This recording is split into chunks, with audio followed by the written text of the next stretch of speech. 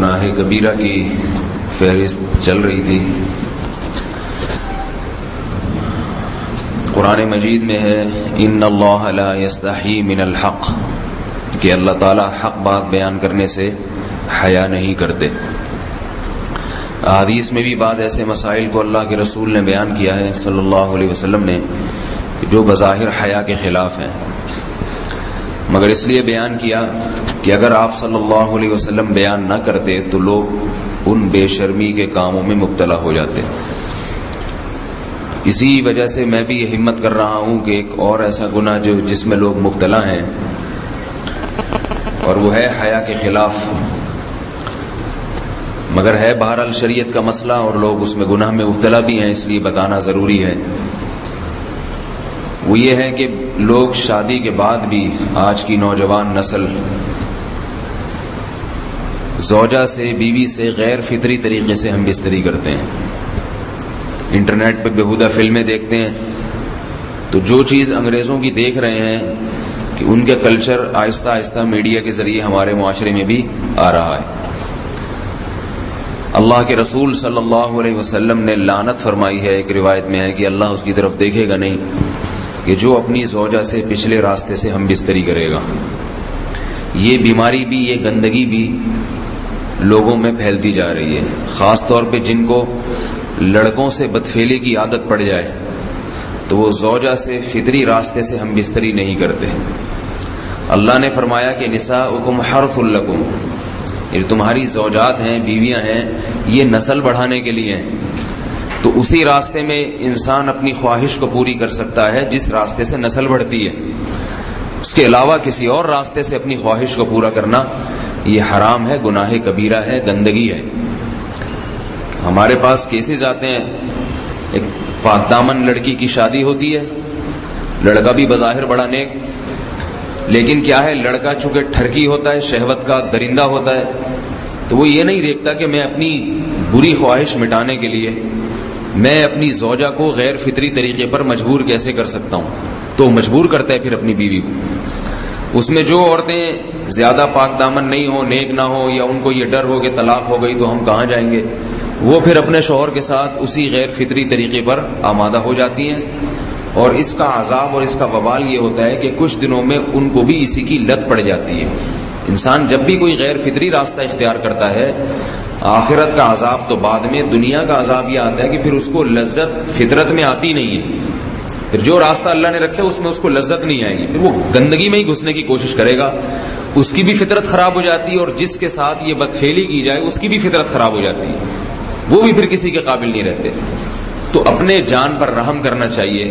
ہم انسان ہیں، ہم درندے نہیں ہیں، ہم گھوڑے نہیں ہیں، ہم گدھے نہیں ہیں، ہم جانور نہیں ہیں، ہم انگریز نہیں ہیں. انگریز نے تو حیا اور شرم کی تمام حدود کو توڑ دیا ہے، وہ تو درندے بن چکے ہیں. ہم تو درندے نہیں ہیں، ہم تو حلال کھاتے ہیں، پاک صاف رہنے کی کوشش کرتے ہیں. تو ہم ان کی جو کلچر دیکھ دیکھ کے ہم ویسے درندے بننے کی کوشش کیوں کریں. تو یہ بہت بڑا وبال ہے، بہت بڑی برائی ہے جو ہمارے معاشرے میں آہستہ آہستہ جڑ پکڑتی جا رہی ہے، اور اس سے بیماریاں بھی پھیلتی ہیں. غیر فطری طریقہ ہے، بیماریاں بھی پھیلتی ہیں. ایسے کیسز آتے ہیں کہ جناب مرد مجبور کر رہا ہے بیوی کو، اور وہ بیوی جو ہے ساتھ نہیں دیتی تو پھر اس کو طلاق کی دھمکیاں دیتے ہیں. ایسے کیسز بھی آتے ہیں. اور یہ بھی آتا ہے کہ مرد جب اپنی بیوی کو غیر فطری طریقے پر مجبور کرتا ہے، بیوی آمادہ نہیں ہوتی، تو مرد پھر یہ دھمکی دیتا ہے کہ بھائی میری خواہش تو تم سے پوری ہوتی نہیں ہے، پھر میں دوسروں کے پاس جاؤں گا. تو یاد رکھیں، جس عورت کا شوہر یہ دھمکی دے اس کو کہ میں زنا کروں گا اگر تم نے میری خواہش پوری نہیں کی غیر فطری طریقے سے، تو عورت اپنے شوہر سے کہہ دے کہ جاؤ تم کہیں اور جا کے منہ کالا کرو، تمہاری فطرت میں گندگی ہے تو یہ مجھے گندا بنانے کی کوشش نہ کرو. اس کو زنا کرنے دیں، وہ اللہ آخرت میں اس سے بھگتے گا. ہر بیماری کا اللہ نے علاج رکھا ہے. اللہ کے رسول صلی اللہ علیہ وسلم نے فرمایا، صحیح بخاری کی حدیث، ما انزل اللہ من داء الا انزل له دواء، کوئی بیماری ایسی نہیں ہے جو اللہ نے نازل کی ہو اور اس کے لیے دوا نہ رکھی ہو دنیا میں. تو اگر کسی کو ایسی لت پڑ گئی ہے غیر فطری کام کی تو اس کو چاہیے کہ وہ اپنا علاج کرائے، ڈاکٹر سے بھی رابطہ کرے.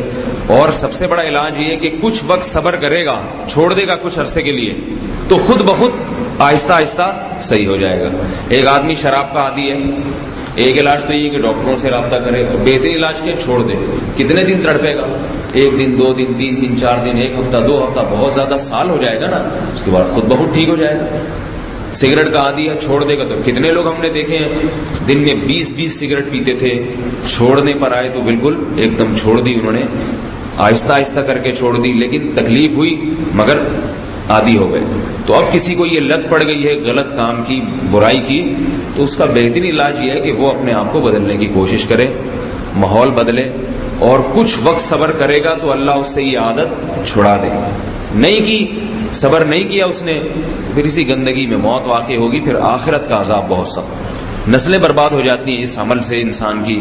تو بات حیا کے خلاف ہے، مگر یہ کہ ایک بزرگ تھے وہ بات فرما رہے تھے، تو کسی نے پوچھا کہ حضرت آپ حیا کے خلاف بات کرتے ہیں، تو انہوں نے فرمایا تم بے حیائی کے کام نہیں چھوڑتے، ہم اس چھڑوانے کے لیے بات کریں تو ہم برے ہیں، اور تم کام کرو تو بھی برے نہیں.